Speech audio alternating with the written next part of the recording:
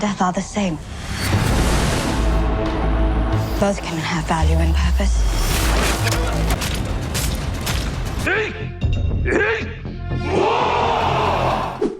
What is up, everybody? Jeremy Icenfire here, and welcome to the channel. Episode 1 of Shogun is a phenomenal introduction into this time period in feudal Japan. The year is 1600, during Japan's Edo period, when John Blackthorne, an English privateer, washes up on its shores. And at this point in time, Japan's power structure is in a state of transition, as the previous ruler, Taiko Nakamura, has recently died, leaving only a 7-year-old heir who is far too young to rule. The episode starts off aboard the ship the Erasmus, where John Blackthorne and the remainder of his crew are in dire straits due to no food and water, where we learn that they are down to their last 12 men and their final ship, compared to the 500 men aboard 5 different ships that they originally set sail with.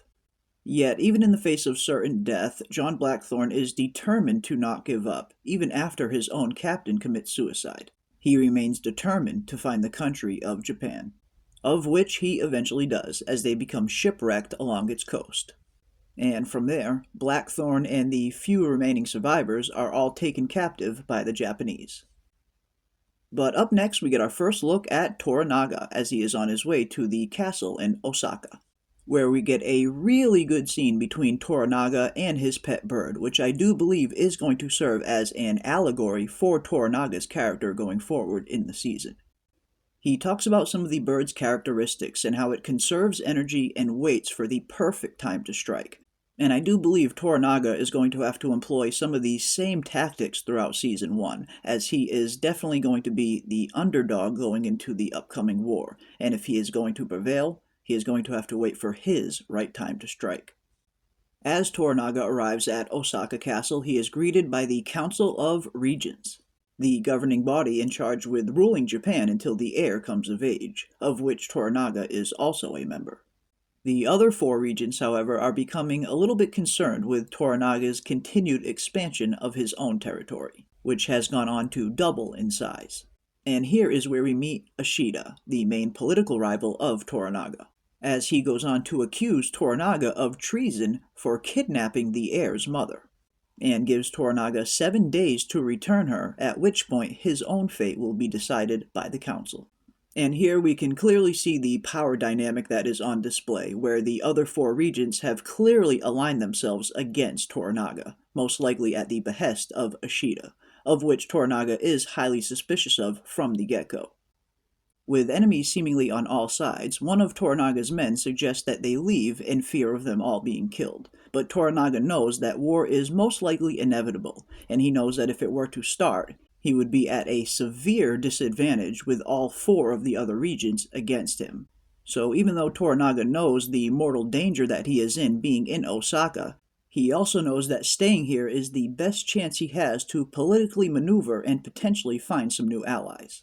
And it is to that end that he sends one of his most trusted men to investigate the shipwreck. Meanwhile, Blackthorne and his crew attempt to pass themselves off as simple merchants, where they are brought before Lord Yabushiki, the lord in charge of the village where they shipwrecked. And I must admit, even after just 1 episode, it is absolutely astonishing to see all of the effort and the sheer size and scale of the production of Shogun. The sets and the cinematography are absolutely beautiful, and it really makes you feel like you are back in feudal Japan. But after some negotiation between Blackthorne and Yabushiki, Yabushiki decides to spare Blackthorne and the remainder of his crew, but not before killing one of them. And here is where we start to get the sense that Yabushiki isn't the most loyal of servants of Toranaga, as he conspires to keep the ship and its contents to himself and not tell Toranaga about it at all. But luckily for Toranaga, he has a spy inside the village, which informed him not only of the ship, but of the crew and its contents. And I definitely think Yabushi is going to be a very interesting character throughout the series. And Tatenobu Asano is doing a phenomenal job portraying him. But up next we meet a Spaniard named Rodriguez, who is charged with bringing Blackthorne to Osaka. But unfortunately, they manage to get caught in a massive storm while en route, which threatens to capsize the ship. But luckily for them, Blackthorne is an extremely experienced sailor and manages to save the ship, but not before the Spaniard Rodriguez goes overboard. And if nothing else, this scene definitely showcases some of Blackthorne's skills. Not only is he an extremely experienced sailor, but he's also proven to be very calm and cool under duress, and a pretty good leader when the chips are down. Had he not taken control of that ship, they likely wouldn't have made it. But eventually, they make landfall, and Blackthorne and Yabushki both go out in search of the Spaniard Rodriguez, of which they do eventually find him at the bottom of a cliff. And here we get a really good scene between Blackthorne and Yabushki, where even though they don't speak the same language, they are still able to engage in a power struggle of sorts, where Blackthorne goes on to challenge Yabushki in front of his men, knowing that he cannot refuse a challenge in front of them. And the whole time, Yabushki is fully aware that Blackthorne wants him to fail. But luckily for the Spaniard, Yabushki successfully manages to retrieve him. And this was definitely one of the more interesting scenes in the first episode. It was really cool to see these two characters from two totally different backgrounds and upbringings still manage to engage in a mental chess match of sorts, with Blackthorne ultimately coming away from the experience probably having a little bit more respect for Yabushki than he had going in. But next, we flash back to Osaka, with Toranaga speaking with Mariko, asking her if she will become Blackthorne's translator when he arrives, and how Toranaga ultimately believes that he, Mariko, and Blackthorne were brought together by fate.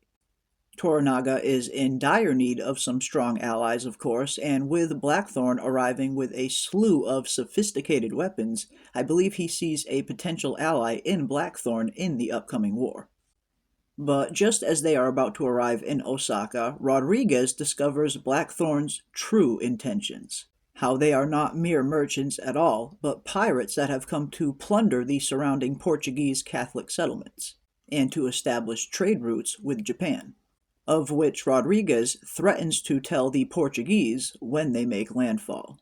So it's going to be pretty interesting to see where this goes, and if Rodriguez does indeed inform on Blackthorne. And then the episode ends with a final scene of Blackthorne finally meeting Toranaga and Mariko. Overall, it was a phenomenal start to the series and instantly got me hooked into this world and to the characters involved. Everything is extremely well done, from the casting, the dialogue, the sets, the cinematography, the wardrobe, all of it looks phenomenal.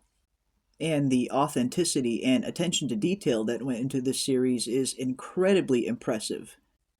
Everything from the characters' mannerisms, their gestures, down to the very way they walk is extremely accurate to feudal Japan, and is a huge testament to the commitment of the cast and crew.